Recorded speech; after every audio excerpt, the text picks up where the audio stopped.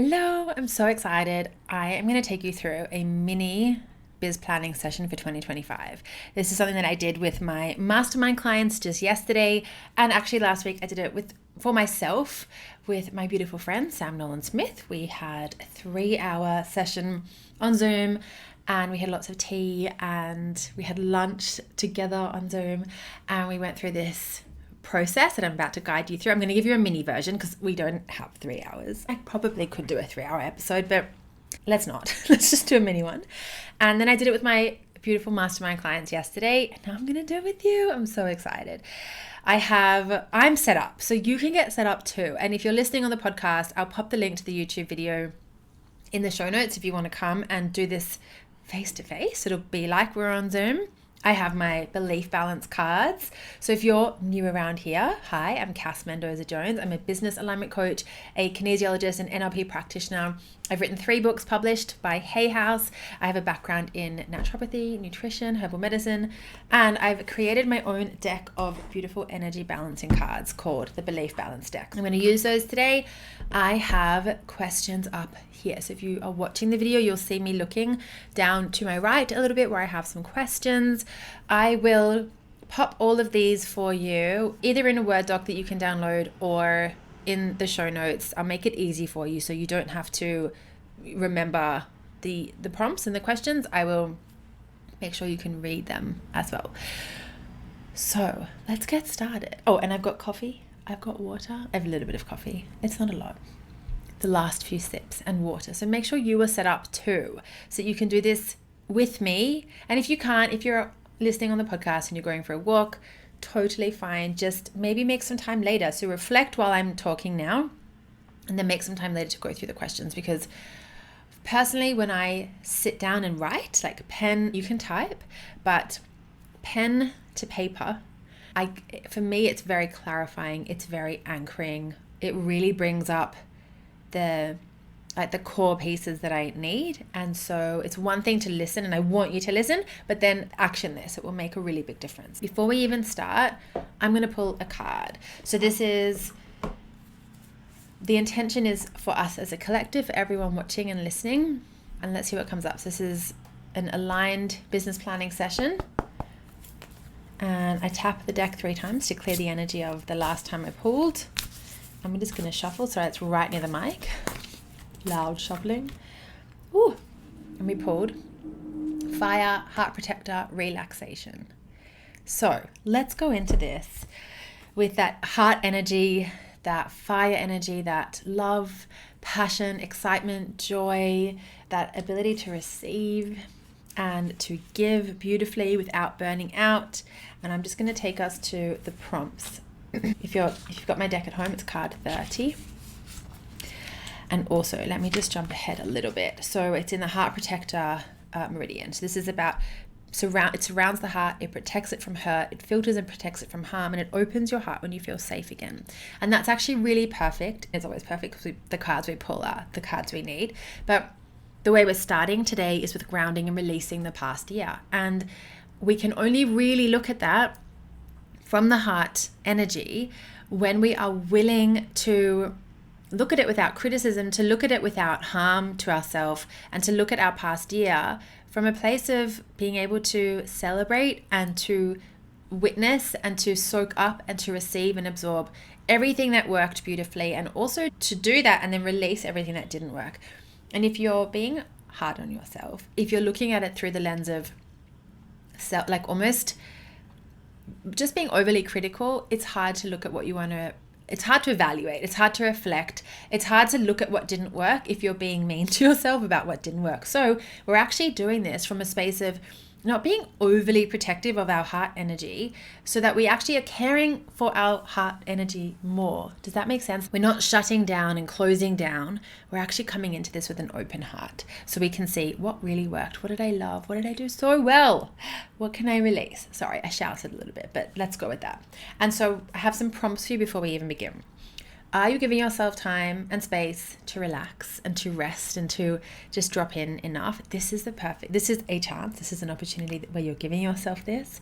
And even moving into this business planning session, like I find this work actually very grounding and relaxing. So setting that intention, perhaps you set your intentions, you do you, but to come into this from a space of being able to enjoy this process and to not rush this process. So my next prompt here is, are you relaxing or giving yourself time and space to rest, but still experiencing a very busy or overactive mind?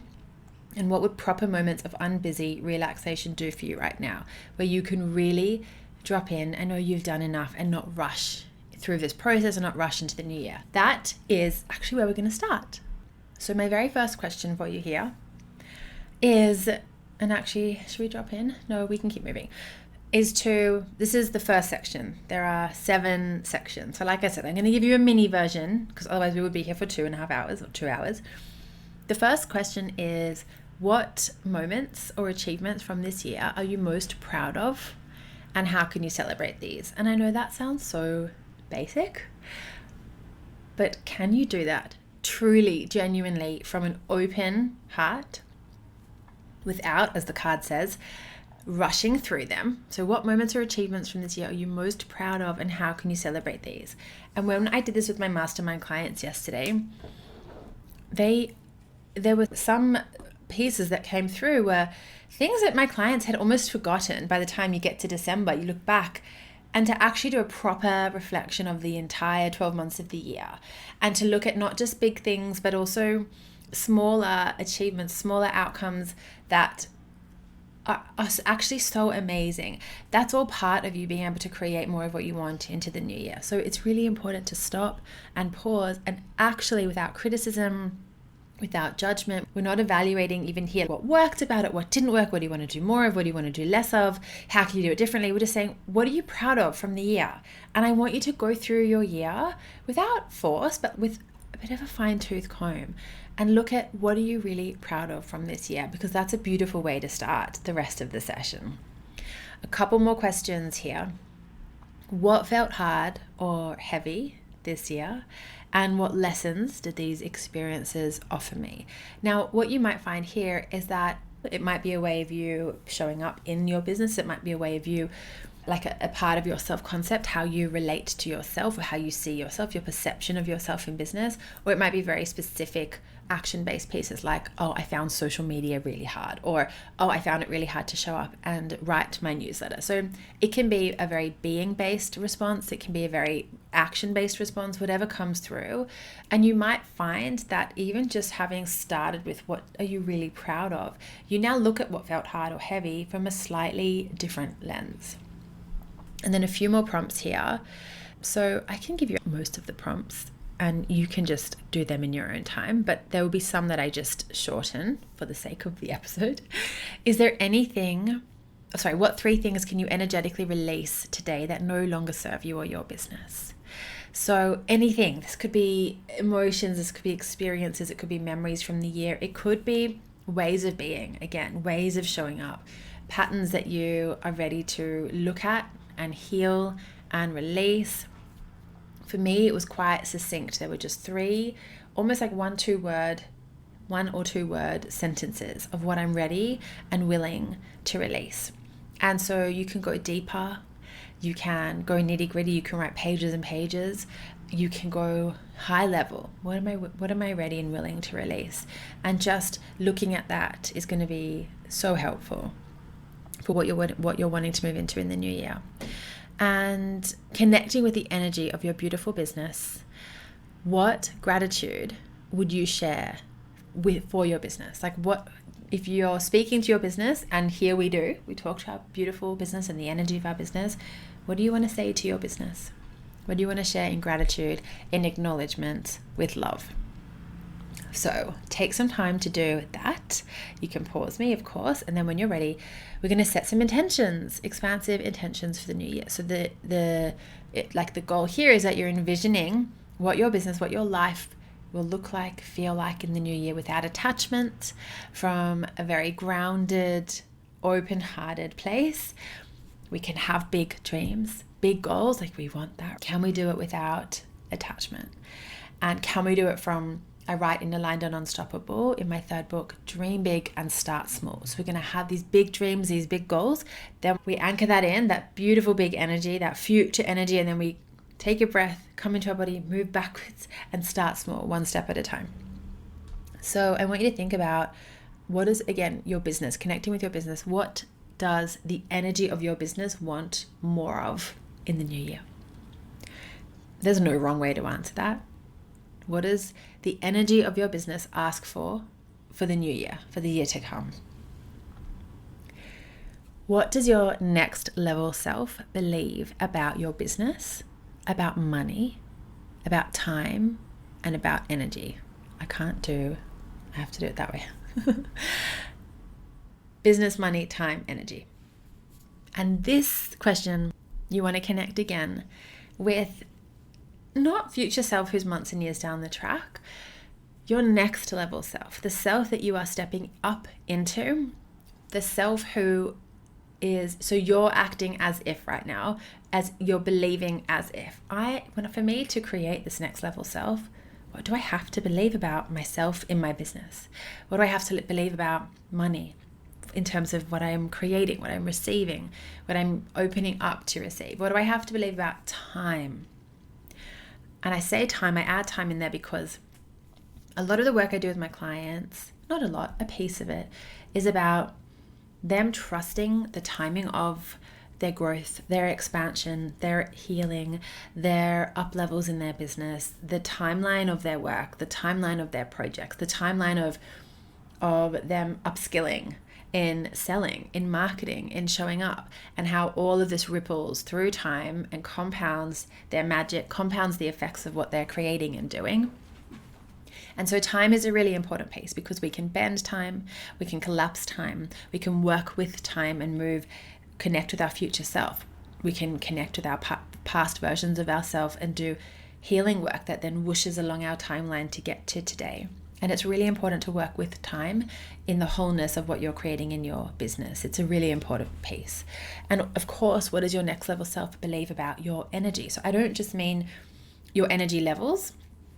I also mean the energy that you're putting out into the world, the energy that you're radiating, the energy that you are sharing with your clients, with those around you, and what that's communicating to the people in your field. Good. Next question. Where in your business are you playing safe or small? And how can you gently lean into more expansion and into your bigness? Now, the question above there, what does your next level self believe about your business, about money, time, and energy? That's going to give you some really good clues about maybe where you're playing it safe or small and how you can start to lean into that bigness.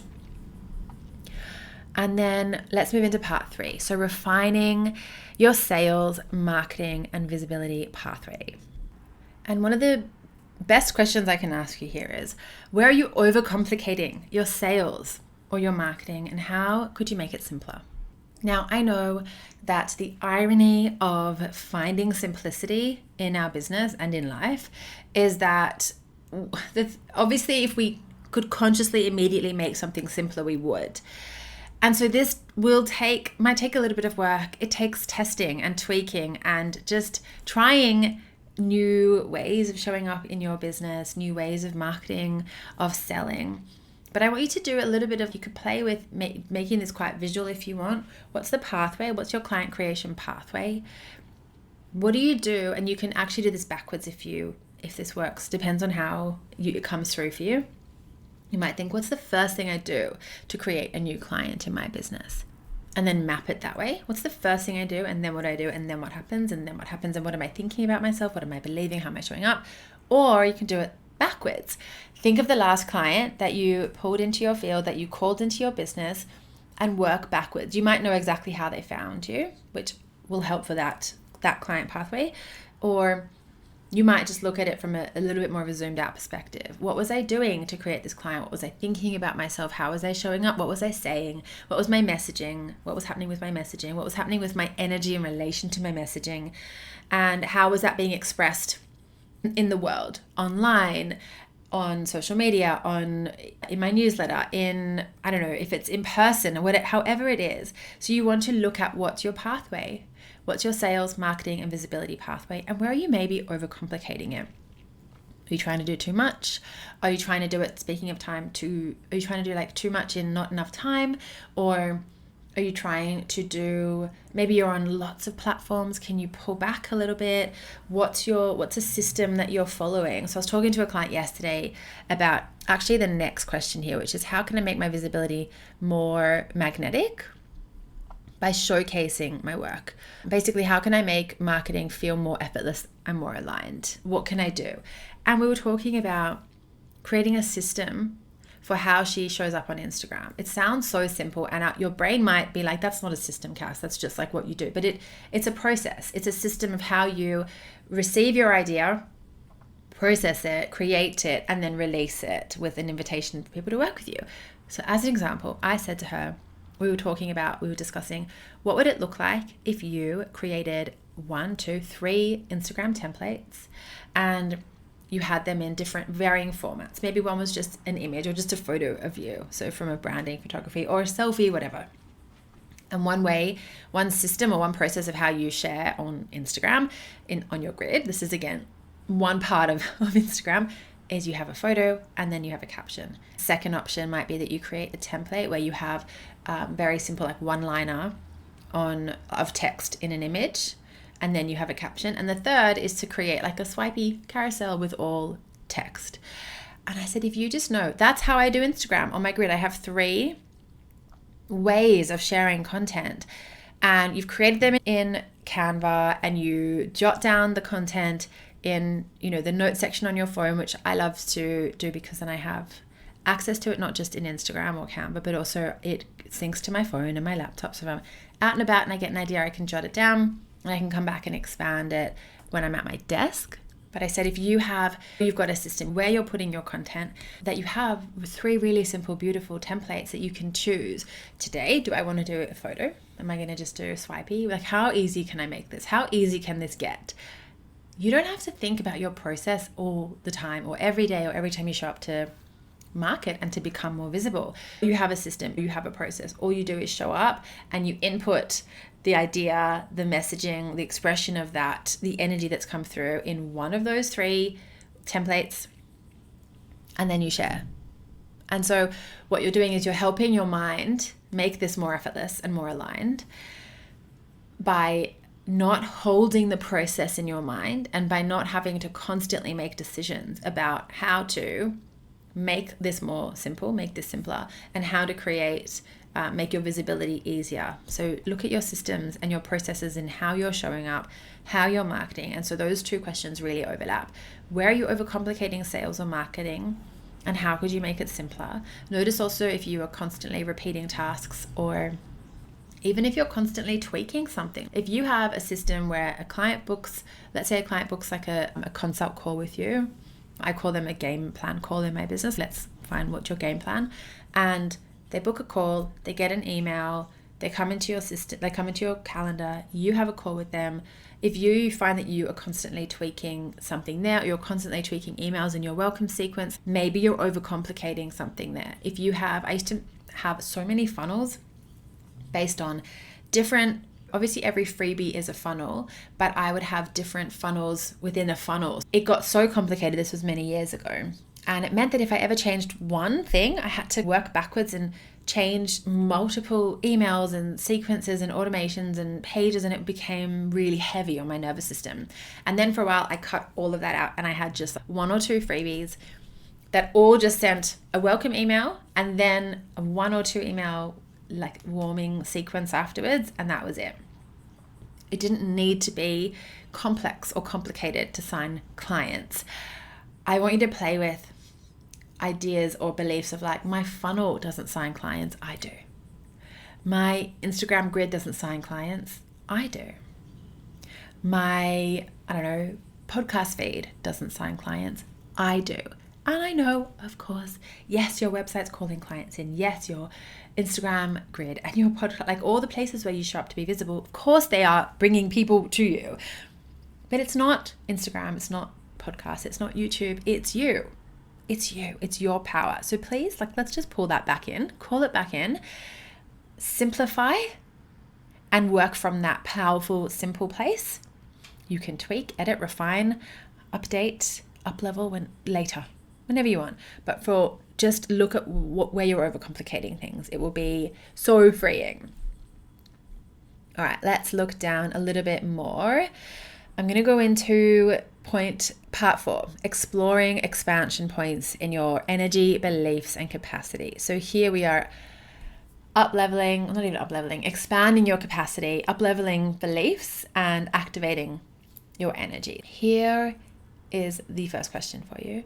What belief do you most need to bring into your body, adopt, embody, activate to help you begin growing the business the way you want, scaling in the way you want, having the growth that you just know, you see, this is for me. This is it. This is where I'm going. And you might have more than one belief. That's totally fine. But I want you to think about, not even think, feel into what is the belief that I most need to bring in to support me in creating the results that I want. And a little way to create that, if you're not sure, if it doesn't land straight away, here's a really nice way to do this. And this is something that I teach in my mastermind around creating really beautiful goals that don't make us feel like we are activating growth through harm, through stress, and also so that we can create goals and work towards the bigness in our business without feeling like when I get there, I'll be healed. When I get there, then I'll be able to believe in myself. So a really beautiful way to find the belief that you most need to step into is I want you to tap into your future self, tap into the version of you who's done that big launch that you want, who's done that workshop, created those new workshops that you're running, who's started or the group program or scaled the group program. Whatever you've done, this future you that you're like, this is what I'm doing next year. I want you to go to her and I want you to ask her, what does she believe about herself? What does she believe about herself? He or they. What does future you believe about you who's done the thing you want to do? And that could be the belief that you need to embody now to create that. See how we're playing with time? Oh, so good. I think that might be what I give you there. Oh, and another question here. How could I align with and open into an overflow of clients? Where is there space for this in my body and my business? So this is about tapping into your body. Do I have space for more clients? Let's create it. Do I have space in my business for more clients? You want more clients? What would happen if you doubled your clients in your group program tomorrow? If your podcast listens doubled tomorrow? If you got even 25% more clients next week? Do you have the systems, the structure, the support that you need? And of course, yes, you can hire more support. I don't want you to think you need to rush ahead, but you do need to think about, if I want more in my business, where are the containers for me to hold more? And one container, if we think also of earth energy, one container is your body receiving more. One container is your business. Containers are anything that holds energy. So your desk at home or wherever you work, wherever your setup is, you need to make some space there for more of what you want. You want more, let's make the space for it. Okay, next question. Next question we're going to work with is, if you believed it was inevitable for you to make your desired income next year, what would you focus on? If you believed it was inevitable, it's just, this is who you are, this is what's happening, it's done, this is done, what would you focus on next year? I love that question. And around that, around systems, around sustainable growth, around scaling, around creating more impact with the same energy, from the same energy, creating more income without using more time, more energy. And also, when I talk about scaling, sometimes there is an initial output of extra energy and time and resources to create the structure and systems to then scale. So there's a difference though. Scaling, increasing income, increasing impact without working harder, without working more. That's what I'm talking about here for this question. What systems, tools, or support could you invest in to support you with your energy while you do this, while you increase your impact, while you receive more for your beautiful work? What systems, tools, or support could you invest in? and that question before of, if you believed it was inevitable for you to make your desired income next year, what would you focus on? That will give you so much clarity. So you'll have a much clearer path of what to start working on next. And then let's go into point 6 or part 6, mapping the year ahead. So here is where we start to translate these intentions into tangible plans, actions. And so you can think about, what are your 3 big business goals for next year? I know now we've just said what's the main thing you'd work on if you knew your desired income was inevitable. If we can look at what are 3 big business goals and then start to map that into your year with spaciousness. So you might like to work in quarters. You might just like to look ahead at the year in general and be like, I'd like to do this around this time. Maybe I'll do this over that month. I want you to do it with spaciousness. I want you to look ahead.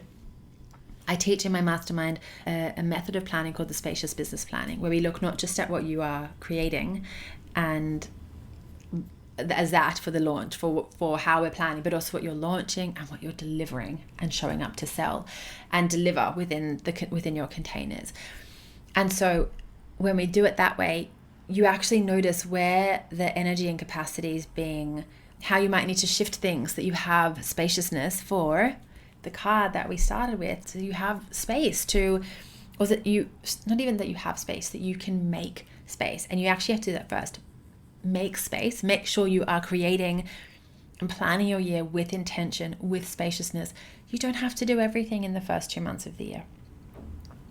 It's okay if you map out the first 2 months of the year and then you have a beautiful list of what you want to keep working on or focusing on or flowing with for the rest of the year. It's okay if you let that drop in as the timing becomes. It's okay if you don't have your whole year planned out. So really just looking at, what are my goals for next year? What am I focusing on? And how can I map this with spaciousness, with intention? And I want you to also look at that in terms of I've got another question here. What are my personal or wellness intentions? And how can I map this into my business as well? How can my business support my wellness? Because your wellness will then support your business even more. And so these questions are so important for you to actually translate these goals that you have into action and into these beautiful results or something better. And then part 7 is a closing reflection. So this is just helping to activate and anchor the day's insights.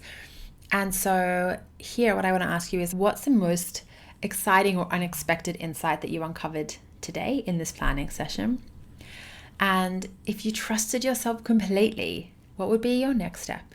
Just even one. What would be one next step? That is the business planning session, mini. Although when you actually stop and answer the questions, it won't probably be so mini.